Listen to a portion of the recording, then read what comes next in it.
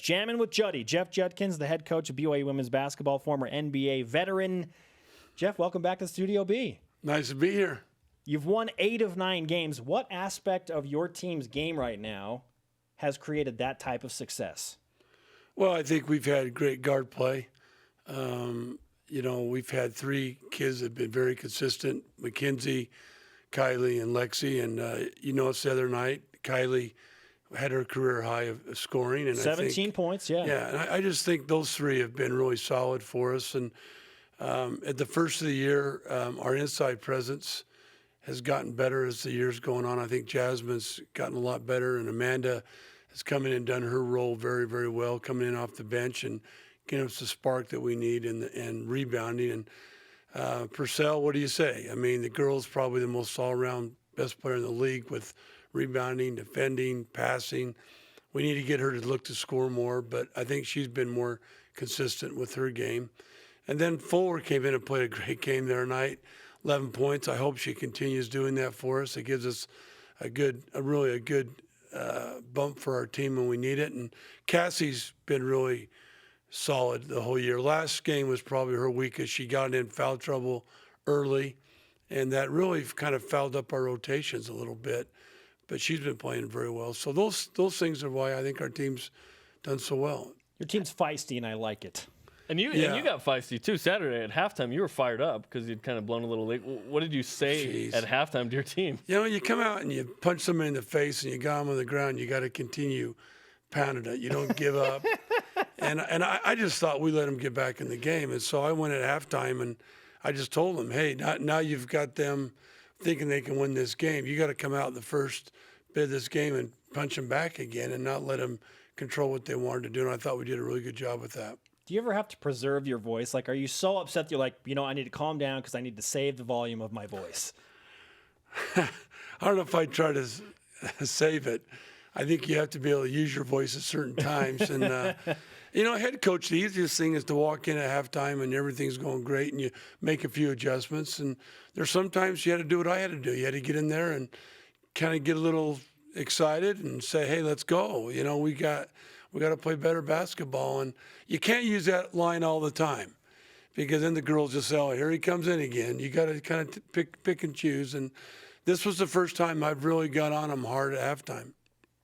When you look at, you have preseason voice, probably midseason voice, postseason voice in terms of how much strength you have there. Is this your regular voice, or have you been yelling so much you lose it a little easier? I probably have not lost it too much this year because we've played pretty well. I mean, like I said, so if you're playing poorly, we're playing poorly, you're kind of more yelling and getting on them. Yeah, when you're playing all right, you're kind of, it's kind of like you're a good husband. You come home, you do all your things. Your wife doesn't say much to you, and I can relate with that. But I really haven't had to do too much. My team's been pretty focused. There might be a couple timeouts that I've had to kind of say, let's go, let's shape up. But, I've got great assistant coaches that help me a lot with that. In fact, they're leading me in technicals. I don't have a technical this year, and we have 3 technicals from my assistant coaches, so they must be yelling. Who has something. the most? Melinda Bendel right now. She's got 2, right? She has 2, and she has 2 technicals. Yeah, the one she got the other night was really. It was a joke. I mean, and on the air, I gave credit to Dan Nielsen for that. It was actually Melinda. Give Dan the credit he doesn't usually deserve. Dan gets it. Melinda's a little bit. Melinda says over the back and gets identical. I mean, that's a little sensitive, ref. Yeah, a little bit. Much? Yeah, a little bit. So that's good though. I'm glad that they're talking because I'm not a big talker in the game. I try to coach, and it's nice to have them yelling some things. I had 3 seconds. Hey, they're pushing, and I want them to continue doing that. BYU has an RPI of 10 right now, wins over number 19 Texas A&M in the RPI. They're the 17th ranked team in the country, and over number 33 St. Mary's. I can't remember a time when BYU was this high in the RPI rankings. Do you? I don't think so, and I think the main reason is this was the hardest preseason since I've been here that we've taken on. And we did that for a reason. We did it to try to get a high RPI ranking, and in case we don't win the tournament, that we have a chance of going to the NCAA tournament, because that's what our goal is as a team. Do you follow bracketology just as a reference of kind of where you're at, or do you totally ignore that? Because you came out as a 12 seed in ESPN's initial bracket. I don't pay a lot of attention to it. Dan, my assistant, is more into that stuff, and he lets me know. Someday we'd like to be a higher seed than a 12 or 11. We'd like to be, a 4 or 5. That would really help. But we just try to do the best we can. This year we really took a gamble and try to play some hard teams, and I think my team's learned from it. We talked about getting better at free throw shooting with Blaine Fowler, and as a head coach, if your team is struggling shooting from the free throw line, what do you do to address that in practice when you can't go out there and kind of get in their ear during the game? Well, it's really hard, Spencer, because Lexi struggled the last game. She's a great foul shooter, and to go 9 for 14 is not like her. I mean, every day she shoots 25 to 50 foul shots, and she's in the 46 to 23, 24 range, and then she goes in and doesn't make it. It's so mental.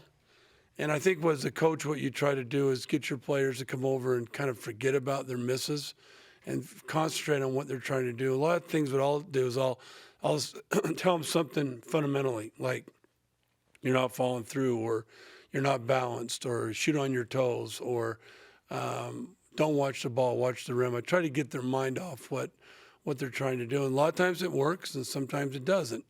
But the best way is to get in the gym and shoot and practice and put that pressure. We try to do a lot of shooting foul shots with pressure by girls running lines to try to put pressure. Or I say, if you don't make 20 out of 25, you're going to run. Those are things that you try to do as a coach. And the key is to have your best foul shooters shooting the most foul shots. That's great coaching. That's great coaching. Yeah. Get that, yes. And Lexi's been a great foul shooter, and that's probably a great question. I asked my team yesterday, who is the leading foul shooter on our team? And if you get it right, you don't have to run. If you miss, you're going to run. And they figured it out, and they said Cassie Broadhead. That was correct. That was the right answer. So you got a smart team, too. That's good. Yeah. Last night at the free throw line, Utah Jazz against Houston Rockets. James Harden, a fan had a laser pointer, and it got in his eyes. That fan has been banned for a year from NBA venues. Dang it. Tell you to bring that guy down.